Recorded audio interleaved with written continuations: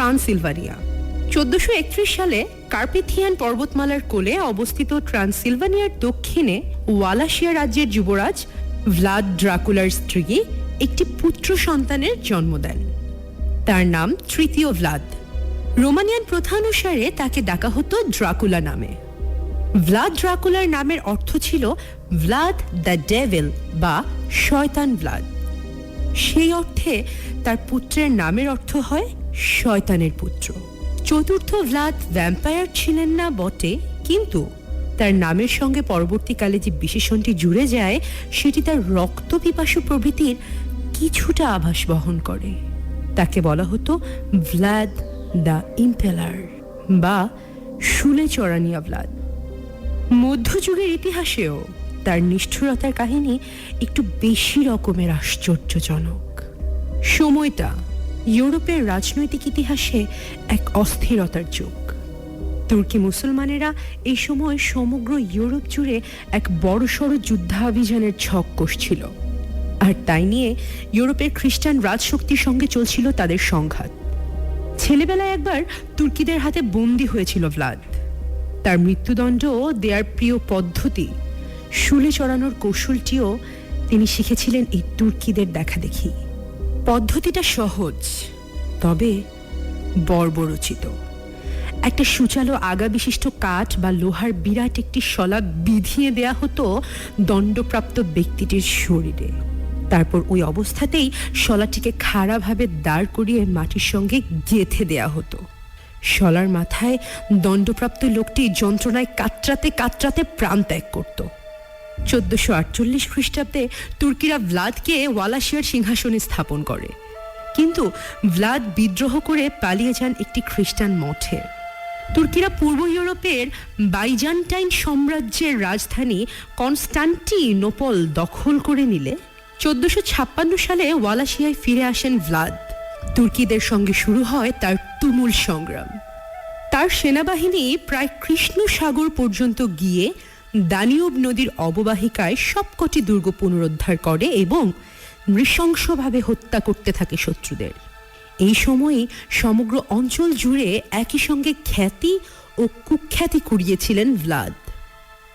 শোনা যায়, দুজন তুর্কি দূত তার সভায় পাগড়ি খুলতে অস্বীকার করলে তিনি তাদের পাগড়ি তাদের মাথার খুলির সঙ্গে পেরেক দিয়ে গেঁথে দেওয়ার আদেশ দিয়েছিলেন। নিজের প্রজাদের সঙ্গেও যে ভ্লাদ খুব সুব্যবহার করতেন এমন নয়। কারণে অকারণে হানা দিতেন বন্ধু শহরে, অত্যাচার চালাতেন, মানুষ খুন করতেন, পুড়িয়ে মারতেন, জীবন্ত সিদ্ধ করতেন বা গায়ের চামড়া ছাড়িয়ে নিতেন। 1460 সালে সেন্ট বার্থালেমিও ডের দিনে ট্রান্সিলভানিয়ার একটি শহরে হানা দিয়ে 30,000 লোককে শুলে চড়িয়েছিলেন ভ্লাদ। এটি ছিল তার নিষ্ঠুরতম গণহত্যা। শেষ দিকে ভ্লাদের সেনাবাহিনী তুর্কিদের হাতে পরাজিত হয়। তার নিজের লোকজনও তার বিরুদ্ধে বিদ্রোহী হয়ে ওঠে। জাল কাগজ বের করে তারা প্রমাণ করে যে ঘৃণিত তুর্কিদের সঙ্গে ভ্লাদের যোগসাজশ ছিল। হাঙ্গেরির কিং মাথিয়াসে তাকে 12 বছর বন্দী করে রাখা হয়, কিন্তু মানুষকে শুলে চড়ানো তার নেশায় পরিণত হয়েছিল। জানা যায়, কারারক্ষীদের বশ করে তাদের দিয়ে নেংটি ইঁদুর বা অন্য ছোট জানোয়ার নিজের কক্ষে আনিয়ে নেশাগ্রস্তের মতো শলায় বিধিয়ে মারতেন সেগুলোকে। 1476 সালে তাকে ছেড়ে দেয়া হয়। 1478 সালে সিংহাসন ফিরে পাওয়ার 2 মাসের মধ্যে তুর্কিদের বিরুদ্ধে যুদ্ধে তার মৃত্যু হয়। তার কাটা মাথাটি মধুতে জারিত করে তুর্কি সুলতানের কাছে উপহার হিসেবে পাঠানো হয়। এখন প্রশ্ন উঠতে পারে, এই শুলে চড়ানিয়া ভ্লাদের সঙ্গে ভ্যাম্পায়ারের কি সম্পর্ক? ড্রাকুলা উপন্যাসের সেই কুখ্যাত রক্তচোষা কাউন্টের নাম হিসেবে ব্রাম স্টোকার ব্যবহার করেছেন শুলে চড়ানিয়া ভ্লাদের ডাকনামটি। শুধু তাই নয়, কার্পেথিয়ান পর্বতমালার ভুতুড়ে নিসর্গ, মধ্যযুগীয় রোমানিয়ান ইতিহাসের নানা আবছায়া অনুষঙ্গ নিয়ে ট্রান্সিলভানিয়ার ইতিহাসের ছায়া অনেকটাই পড়েছে ওই বেস্ট সেলার বইটির গল্পে।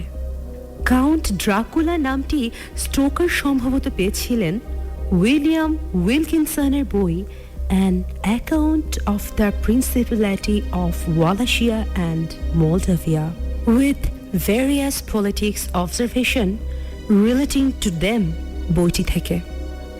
বইটির কথা স্টোকার উল্লেখ করেছেন। বুদাপেস্টের এক হাঙ্গেরীয় প্রফেসর ছিলেন স্টোকারের বন্ধু। কেউ কেউ তাই মনে করেন কাউন্ট ড্রাকুলা নামটি তার বন্ধুর মুখ থেকেই শোনা। কেউ কেউ আবার বলে থাকেন কাউন্ট ড্রাকুলার নামটি ছাড়া শুলে চড়ানিয়া ভ্লাদ সম্পর্কে তেমন কিছুই জানতেন না স্টোকার। তবে উপন্যাস বিভিন্ন অংশে কাউন্টের সংলাপে তার অতীতের যে টুকরো ছবি পাওয়া যায় তা পড়ে বলতেই হয় রোমানিয়ার ইতিহাস সম্পর্কে স্টোকার একেবারেই কক্ষর গুমাংশ ছিলেন না।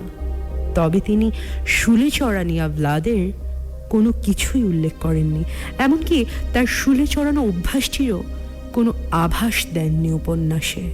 এই ক্ষেত্রে বিশেষভাবে উল্লেখ করতে হবে রোমানিয়ার ওই অঞ্চলে ভ্যাম্পায়ার মিথের জনপ্রিয়তা। ভ্যাম্পায়ার জাতীয় প্রাণীর উল্লেখ গ্রিস, মিশর, এমনকি ভারতীয় লোকগাথাতেও পাওয়া যায়, কিন্তু ইউরোপীয় ভ্যাম্পায়ার মিথের উৎস দক্ষিণ স্লাভিক উপকথা। রোমানিয়ার সংস্কৃতিতে অবশ্য এই উপকথাগুলি পাওয়া যায় না। সপ্তদশ শতাব্দীর শেষ ভাগে পূর্ব ইউরোপে ভ্যাম্পায়ার উপকথাগুলি ছড়িয়ে পড়তে শুরু করে। অষ্টাদশ শতাব্দী থেকে বলকান থেকে প্রত্যাগত পর্যটকদের হাত ধরে এই উপকথাগুলো এসে উপস্থিত হয় পশ্চিম ইউরোপে। কি আশ্চর্য সমাপতন! 19 শতকের শেষ ভাগে স্বয়ং কাউন্ট ড্রাকুলাও লন্ডনে এসেছিলেন এই রকম এক পর্যটকের সাহায্যে। শুলে চড়ানিয়া ভ্লাদের কিংবদন্তি আর ভ্যাম্পায়ারের উপকথা, পূর্ব ইউরোপের এই দুই উপাদানের সংমিশ্রণেই স্টোকার লেখেন তার বিখ্যাত উপন্যাস ড্রাকুলা। সম্ভবত ট্রান্সিলভানিয়া অঞ্চলে প্রচলিত ভ্যাম্পায়ার উপকথার কথা স্মরণ করেই স্টোকার তার শ্রেষ্ঠ বিখ্যাত ভ্যাম্পায়ার চরিত্রটির পটভূমি সেখান থেকেই স্থাপন করেন। আর পটভূমি নির্বাচনের পর এখানকার সবচেয়ে কুখ্যাত শাসক ভ্লাদ ড্রাকুলার কথাও স্বভাবতই তার মনে এসে থাকবে। তিনি জানতেন খুব কম লোকই ভ্লাদ ড্রাকুলার সঙ্গে কাউন্ট ড্রাকুলার সংযোগটি আবিষ্কার করতে সক্ষম হবেন, আর যারা সক্ষম হবেন তারাও ভ্লাদ ড্রাকুলার রক্তপিপাসু প্রবৃত্তির সঙ্গে ভালো মতোই পরিচিত থাকবেন। আর তাই ভ্যাম্পায়ার হিসেবে ড্রাকুলাই ছিলেন স্টোকারের মতো সবচেয়ে বেশি গ্রহণযোগ্য। সাধে কি আর উপন্যাসের নায়ক জনাথন হার্কার তার জার্নালে লিখেছিল, একটা কাল্পনিক ঘূর্ণির কেন্দ্রের মতো বিশ্বের যত পরিচিত কুসংস্কার এসে জমা হয় কার্পেথিয়ান ঘোড়ার খুরের নালে।